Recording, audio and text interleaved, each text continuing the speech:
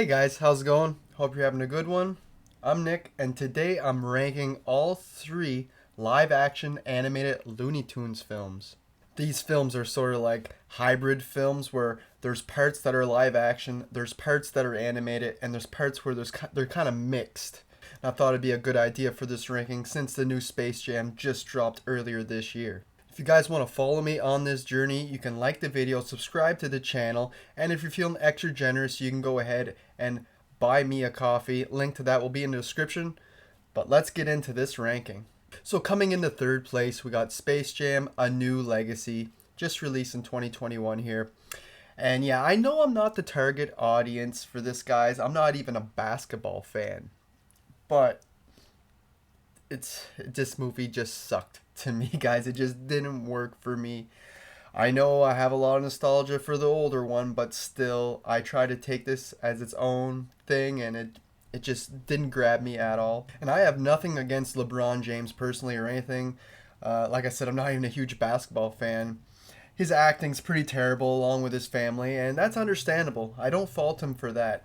But the way he's written, it just makes him seem like an a-hole. He's so unlikable throughout, especially the first half of this film, and it's like, wow, why are we following this guy? It's like the man has no heart at all. And it takes a half an hour before we even get to like the Looney Tunes in this film. We're just following around him and his family. So the first act I find just completely drags on and is so uninteresting. And the whole plot with the server verse, how Warner Brothers is like this big world that you can enter, and it's like way too convoluted for kids and complicated for no reason at all. And it's just not interesting to me at all. I understand they're trying to get more modern with like apps and different things with this movie, but to me it just doesn't work. Don Cheadle plays LG. He's like our main villain in the serververse. You can tell that he was having a lot of fun playing this character, but he's so cringeworthy to me and just over the top and just terrible. And even when we do get the Looney Tunes in this film, they feel off for some reason. It doesn't feel like our classic Toon characters from back in the day. They're rewritten in some weird way that I just can't pinpoint. And when LeBron James goes to Looney Tunes land, he's animated, and I hate it when he's animated. I'm like, he should be real life, live action in the animations. And when they do make them live action, I'm like, right on. But then they make all the Looney Tunes 3D and super ugly looking. I hate the 3D looks of them in this film. And the whole team that they play in the basketball game, the Goon Squad, I find they're so generic. And it feels like you told kids to, draw out these characters you want them, the Toons to play against. And they'll be like, I want one with wings, and I want one that's like water. And it's just, it feels so cheap and unoriginal. And when they're playing their basketball game, they have this big crowd. You might have seen it in the trailer. It almost made a movie feel like it was going to be a Ready Player One film, which it kind of tried to be. But anyway, you got all like the Warner Brothers characters all in the crowd, but none of them look good at all. Like they try to do Pennywise and like the White Walkers from Game of Thrones, and they all look worse than cosplay players, like people who dressed up in costumes. It looks like something they all got from Wish.com or something. Terrible makeup and costumes. And I'm like, from the company that owns these characters. Honestly, this movie just feels like it's nonstop promoting LeBron James as the best basketball player while putting product placement all throughout the film and marketing towards Warner Brothers Entertainment. And you could do that in the films. They do that in Back in Action and in Space Jam, the original. But it's very subtle and it's not in your face the whole film. So personally, I would probably never rewatch this film. I've seen it twice now, and I really didn't want to watch it the second time, but I did it for this ranking. And it's just not for me. I could really care less about this movie, and I'll never watch it again. It just feels like a forced sequel that probably should have never been made. If I have to give one positive, there is a few scenes that I didn't mind, mostly when they're gathering the Looney Tunes. Like they have to go gather, they're all spread out across the serververse. That was a little bit entertaining, like when they go to like Mad Max or Austin Powers, they get like one guy or the other, or Matrix. But again, these are all things that the kids watching this movie probably won't get, because those are all like 90s films and references and that. It's more for the parents. And this movie is too silly for the parents and it's too many references to older stuff to adult stuff for the kids. Next up at number 2, we got Looney Tunes Back in Action. I have never seen this film prior to making this list. I knew about it. It came out in 2003, and it was directed by Joe Dante, which I really enjoy. Of course, Gremlins, Small Soldiers, he done those films. And he really incorporates his style with the Looney Tunes in this. Think of Gremlins 2, how that was kind of a Looney Tunes movie, so I felt like he was kind of perfect for the job. And in this one, the Looney Tunes live with the humans on Earth. We're all living as one, and they're essentially like actors, and that how they're on the Looney Tunes show. Well, they're actually getting paid to do that, and that was kind of fun. And how it's all kind of meta, and they all work for Warner Brothers Studios. We also get the Acme Company, and that is essentially the bad guys of the film.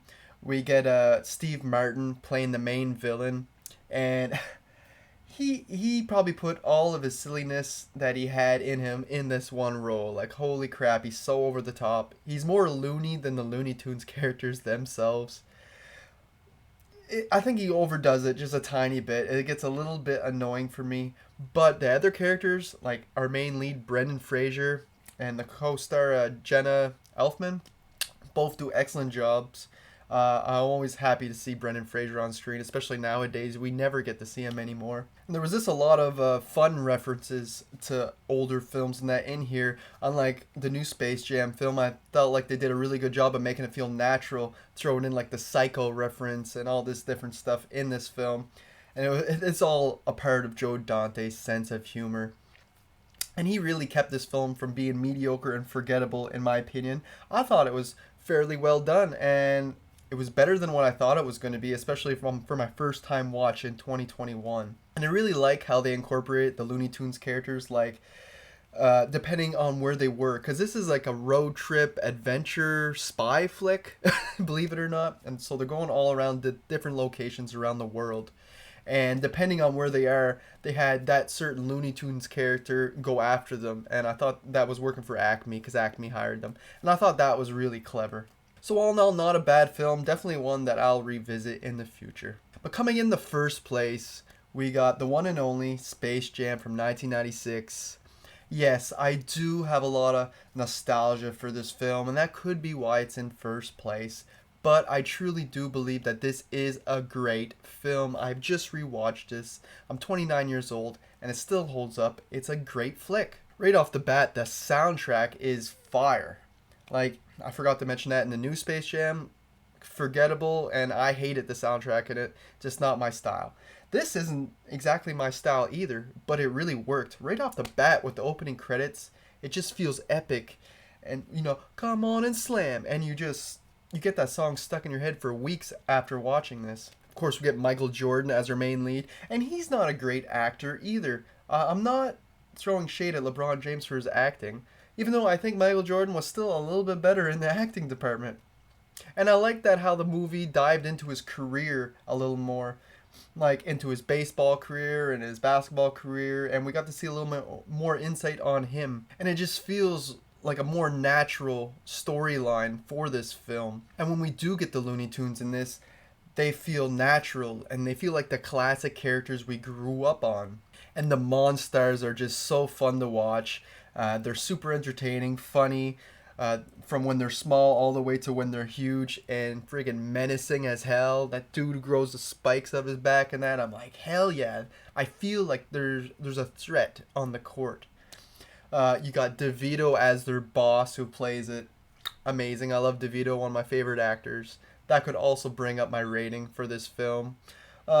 As well as co-stars like Bill Murray. Bill effing Murray is in this film, playing himself. He does a great job. And it's just really cool to see other real NBA players included in the film too, how they lose their powers. And to me, the whole plot and everything just flows a lot more smoother. The pacing is amazing. And it just makes more sense to me as a film in whole than its sequel, unfortunately. And it feels epic. Like when we get to the match, it's like, whoo, it feels so big and you just can't wait to see how it's going to play out. Could be because I've been a big fan since I was 5 years old when this film was released, but I still think that this is the number one Looney Tunes live action animated film. Easily number one. So there you guys have it, all three films ranked. What did you guys think of this ranking? Do you agree? Or were you actually a fan of the new Space Jam? I ran into fans of it and them saying that it was just as good as the old one. I'd love to hear your thoughts down below, even though I completely disagree with you. Or is Back in Action your favorite film? I heard other people say that. Maybe that would be a little bit higher. Maybe it would have took over Space Jam if I would have watched it back in 2003, even though I highly doubt that. But I still had a good time with it. But I want to know all your guys' thoughts down below. And that's all I got for you guys today. Thanks for watching.